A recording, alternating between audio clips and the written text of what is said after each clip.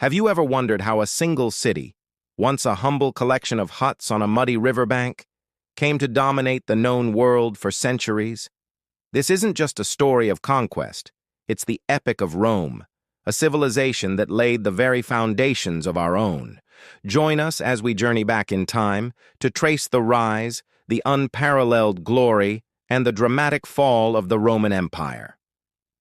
Our story begins in the 8th century BC, on the banks of the Tiber River in Italy. Legend tells of twin brothers, Romulus and Remus, raised by a she-wolf, who founded a city on 7 hills. While this tale is steeped in myth, the reality was a small settlement of Latin-speaking people, strategically positioned for trade and defense. For its first few centuries, Rome was a monarchy, ruled by kings. But the Roman people harbored a deep distrust of absolute power.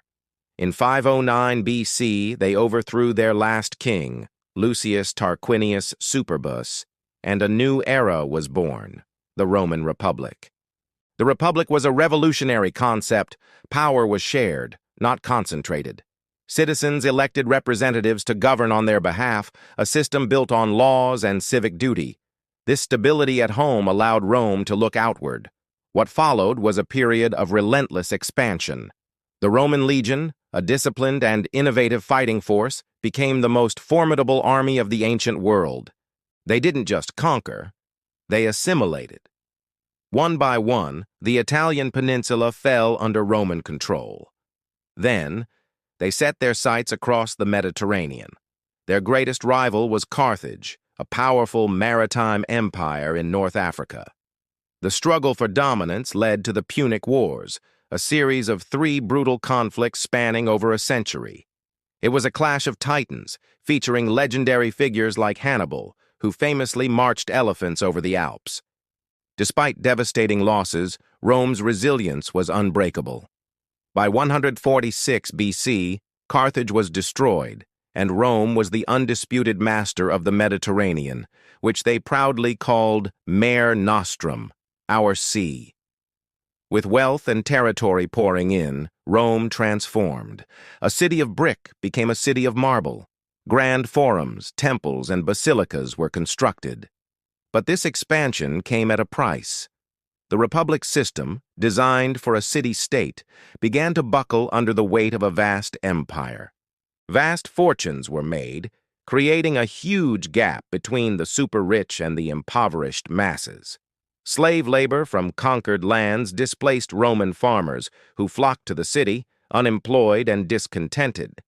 The political system became paralyzed by corruption, personal ambition, and civil strife. Generals like Marius, Sulla, and Pompey used the loyalty of their armies to seize political power, leading to bloody civil wars. The Republic was dying. Into this chaotic scene stepped a man of immense ambition, charisma, and military genius, Gaius Julius Caesar. After conquering Gaul, modern-day France, and adding vast territories to Rome, he famously crossed the Rubicon River with his army, defying the Senate and plunging the Republic into its final civil war.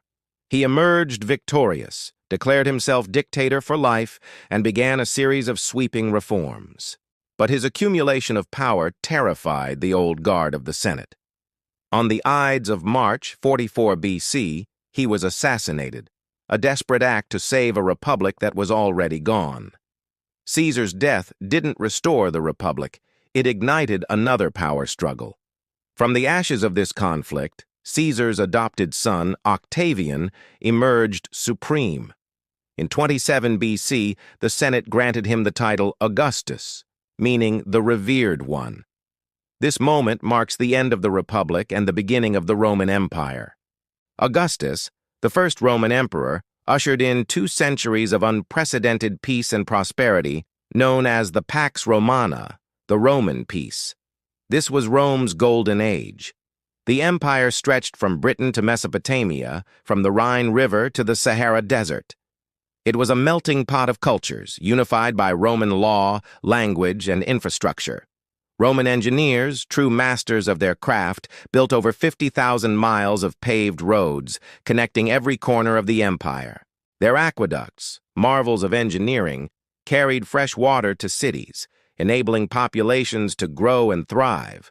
Structures like the Colosseum, where gladiators fought for public entertainment, and the Pantheon, with its breathtaking dome, showcased Roman architectural genius. Latin, the language of the Romans, became the lingua franca and evolved into the Romance languages we know today, like Italian, French, Spanish, and Portuguese. But no golden age lasts forever. By the 3rd century AD, the cracks began to show. The empire became too vast to govern effectively. The constant threat of barbarian invasions on its long frontiers drained the treasury and manpower. A plague of weak and corrupt emperors led to political instability, with rulers being assassinated as quickly as they were installed. The economy faltered, crippled by overtaxation, inflation, and a reliance on slave labor. The empire was split into 2 halves, east and west, in an attempt to make it more manageable, but this only deepened the divisions. A new force was also rising within the empire: Christianity. Once a persecuted minority, its message of hope and salvation resonated with many. In the early 4th century, Emperor Constantine converted to Christianity, and it eventually became the state religion. This was a monumental shift, fundamentally changing the cultural and spiritual landscape of Rome. Despite these changes, the decline of the Western Roman Empire was unstoppable. Waves of Germanic tribes, Goths, Vandals, and Franks breached the frontiers. In 410 AD, the unthinkable happened. The city of Rome itself was sacked by the Visigoths. The shockwave reverberated across the empire. For centuries, Rome had been seen as the eternal city, invincible. Its fall was a psychological blow from which the West would not recover. Finally, in 476 AD, the last Western Roman emperor, a young boy ironically named Romulus Augustulus, was deposed by the Germanic chieftain Odoacer. This date is traditionally seen as the end of the Western Roman Empire. But did Rome truly fall? The eastern half, known as the Byzantine Empire, with its capital at Constantinople, would thrive for another 1,000 years, preserving Roman law, culture, and knowledge.